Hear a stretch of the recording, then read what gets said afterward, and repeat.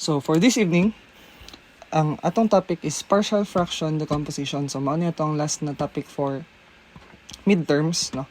So first part is the distinct linear factor sa partial fraction decomposition. Before ta dive sa ato ang main nga topic, no, let's say naatay duha ka rational expression. So let's say 2 over 5x plus 3 over 7y. Now, natay duha ka rational expression, gusto nato i-combine into one rational expression na lang. So, ana. So, similar sa mag-add og fractions, ang goal nimo para masayon, kung i-combine plus or minus, dapat same ilahang denominator duha. Mas-same nimo sila duha, no? So, para sa left side, mag-multiply ta og 7y over 7y. Sa right side, mag-multiply po ta og 5x over 5x. So, kung tanaw nimo, nag-multiply ta sa duha, though nag-multiply ta, wala na to gibago ang iyang value. Wala na dugangan, wala na kulangan since basically nag-multiply lang ta og 1. No? Any number divided by itself is equal to 1 man. Kung tanaw po nimo, ang denominator sa left side is 7y times 5x. Dari naman sa right side, 7y times 5x. So, since same na sila denominator, pwede na ito siya mausa. So, 7y times 5x.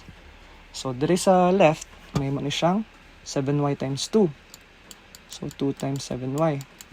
Plus, dari naman sa right, may mo siyang 3 times 5x.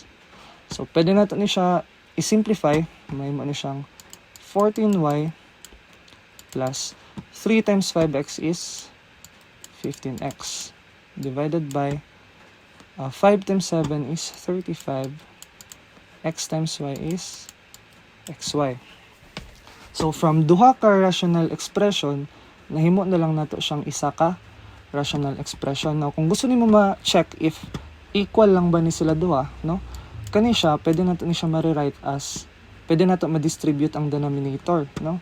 So, may mo siyang 14y divided by 35xy plus, ang 35 divide na po nato sa 15x. So, 15x divided by 35xy.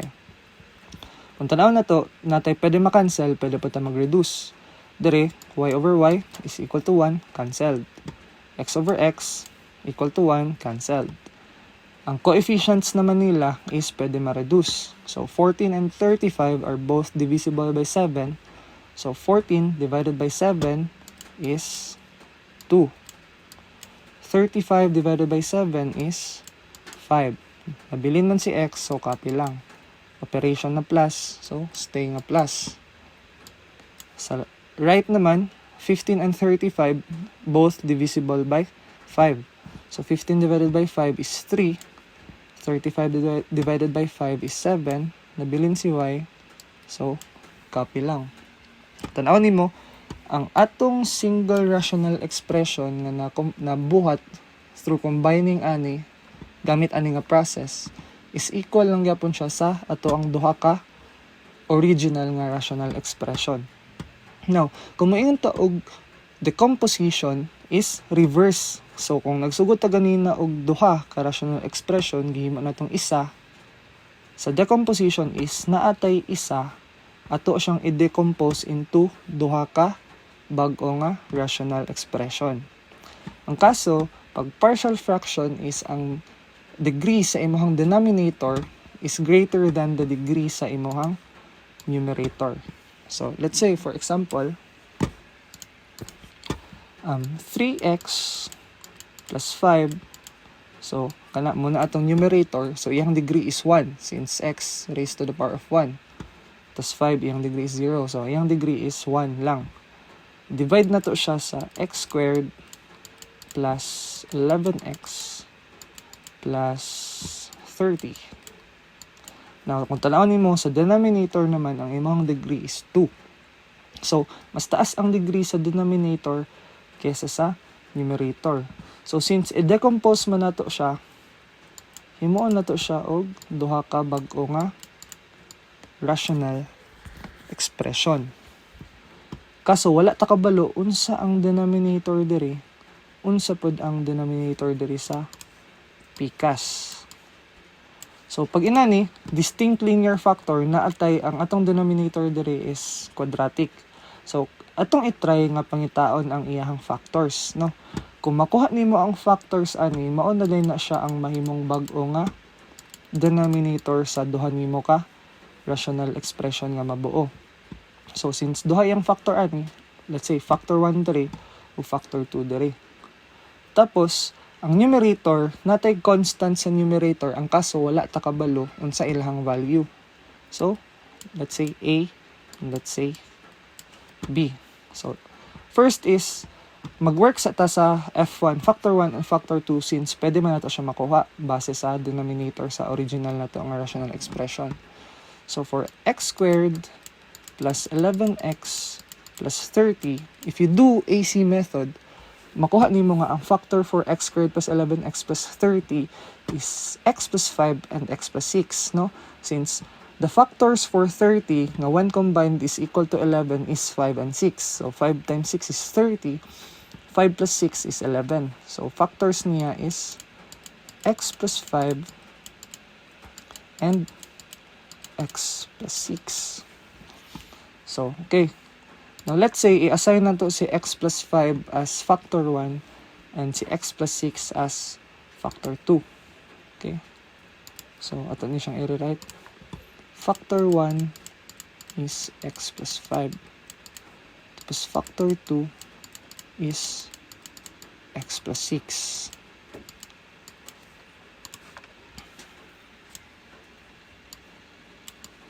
Now, ang kulang na lang sa atoa is ang values for A and B, no? So let's say ato na lang ni siyang ibutang dali.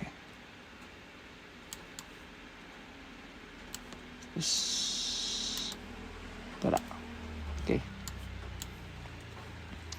Now, since kailangan man taog values for A and B, ato ang goal ani is i-try na to nga ma-cancel or mawala ang isa ka variable, either si A or si B. Depende sa imo. Kung gusto nimo nga unahan nimo pangita si A, so dapat walaon sa nimo si B. Kung gusto pud ka nga si B imong una makuha, walaon nimo si A. So unsaon man nato? So first is ato sang i-try og copy ko na lang siya. Now atong i-try ug simplify pa ang ato ang equation, no? Equation naman ni kay naman kay equal sign. So let's try i-multiply nato ang whole equation by x plus 5 and x plus 6. So kung tan-aw nimo, kung i-multiply nato ni si x plus 5 ug si x plus 6, equal lang gyapon siya ani nga denominator. So kung i-multiply nato ni siya duha sa left side sa equation, makancel ni ang denominator, no? Kung i-try nimo ni siya og expand, kanira man gyapon imong makuha. So mabilin sa left side is si 3x plus 5 na lang. Diri naman sa A, makancel si x plus 5, no? A times x plus 5, x plus 6 over x plus 5, makancel sa x plus 5, mabilin sa imo si x plus 6. So mahimo ni siyang A times x plus 6. Diri naman sa B, makancel si x plus 6. Ang mabilin sa imo is si x plus 5. So, from ani, kaning whole, nagmultiply ta og x plus 5, x plus 6, nang nabilin sa ato is kanina lang siya. So, kung tanaw nimo, mas simple na tanaw ng ato ang equation. Now, next step na imong pwede mabuhat is pwede ka mag-system of equations para makuha nimo ang value for A and B. Kaya naman kay duha ka variable. Kaso na kay tatlo ka variable, ang x, ang B, ug si A. Daw pwede man nimo makancel si x kay na may x pa diri, no? Pero pwede pud ka nga substitution nga method. So unsaon man. So, kung ang atong goal is mawala ang isa, either si A or si B, mag-set tag value ni x nga mahimo siyang 0, makancel si B. Let's say, unahon na ko ang value ni A. So, let's say, first is x is equal to, saan man, para ma-0, negative 5, no? Okay, kung negative 5 plus 5 ta, may mo man siyang 0, kani siya whole. So, substitute x sa whole equation. So, 3 times x plus 5 is equal to A quantity x na negative 5 plus 6 plus B times 0. No, kay negative 5 na mo x, so mawala na si B. Tanawin mo, ang A na lang ang missing variable. So, pwede na nimo makuha ang iyang value. So, i-simplify na ito ni siya. This is negative 15 plus 5 is equal to A times negative 5 plus 6 is 1. Therefore, A is equal to negative 15 plus 5 na negative 10. So, na tayo value for A. So, A is negative 10. So, ang kulang na lang is the value for B. So, similar lang sa A, no, mag-set ka og value for x nga makancel nimo si A. So, let's say x naman is equal to, since 6 man siya is negative 6. Para pag i-substitute na itong negative 6 din, mawala ni siya. Negative 6 plus 6, 0. Cancel si A. So, substitute x sa whole equation. So, 3 times negative 6 plus 5 is equal to A times 0 na. Okay, negative 6 plus 6 is equal to 0. Plus B times x plus 5, or negative 6 plus 5. So, simplifying, so this is negative 18 plus 5. A, makancel na, is equal to B. Negative 6 plus 5 is negative 1. Negative 6 plus 5 is equal to negative 1. Therefore, B is equal to negative 18 plus 5 is negative 13. We divide negative 1 so both sides. B is equal to 13. So, na kayo value for A, na kayo value for B. So, B is equal to 13. So, ayun. Now, since kompleto naman, pwede na din mo ma-plug in ang values for A and B sa imuhang whole equation. So, therefore, this is 3x plus 5 over x squared plus 11x plus 30 is equal to A nga negative 10 over x plus 5 plus B nga 13 over x plus 6. Okay? So, nanatay answer for our partial fraction. Ato na siyang na-decompose. So, pasabot daw kung i-decompose nimo si 3x plus 5 over x squared plus 11x plus 30 into two rational expressions, may mo siyang negative 10 over x plus 5 plus 13 over x plus 6. Now, if you want to check kung pareha lang ba, so atong itry.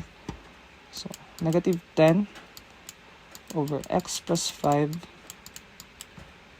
plus 13 over x plus 6. So, similar sa atong gibuhat sa start sa video. So, diri sa negative 10, mag-multiply ta og x plus 6 over x plus 6, no? So, diri mag-multiply ta og x plus 6 over x plus 6. Diri naman sa 13, mag-multiply ta og x plus 5 over x plus 5. So, katanawin mo, same na silang denominator, which is x plus 6, x plus 5, diri po, x plus 6, x plus 5. So, ang atong bagong expression, may mo siyang x plus 6 and x plus 5. Multiply ka sa numerator naman, distribute. So, negative 10 times x is negative 10x na siya. Negative 10 times 6 is negative 60. So, plus 13 times x is 13x. 13 times 5, so that is equal to So 65. Sakto ba? 12 times 5 is 60. So 13 is 65, yeah. So kung i-simplify nato ni siya, so negative 10x plus 13x is 3x. Negative 60 plus 5 is 5. Now, atong i-multiply ni siya, makahimo ta og trinomial. So, this is x squared plus 11x plus 30. So, as you can see, nakabalik ra gyapon ta sa ato ang original nga original nga rational expression. So, for partial fraction decomposition, for partial fraction decomposition, nga distinct linear factor, napailain nga topic sa so for this specific topic is na kay function na linear sa ibabaw, tapos na din kay quadratic function sa imuhang denominator. So, equal na siya sa factor 1 plus factor 2 and A and B. So maulan na imong sundon. Now, this factor 1 is first factor sa imong quadratic expression. And factor 2 is also the other factor sa imong quadratic na expression sa denominator sa imong initial nga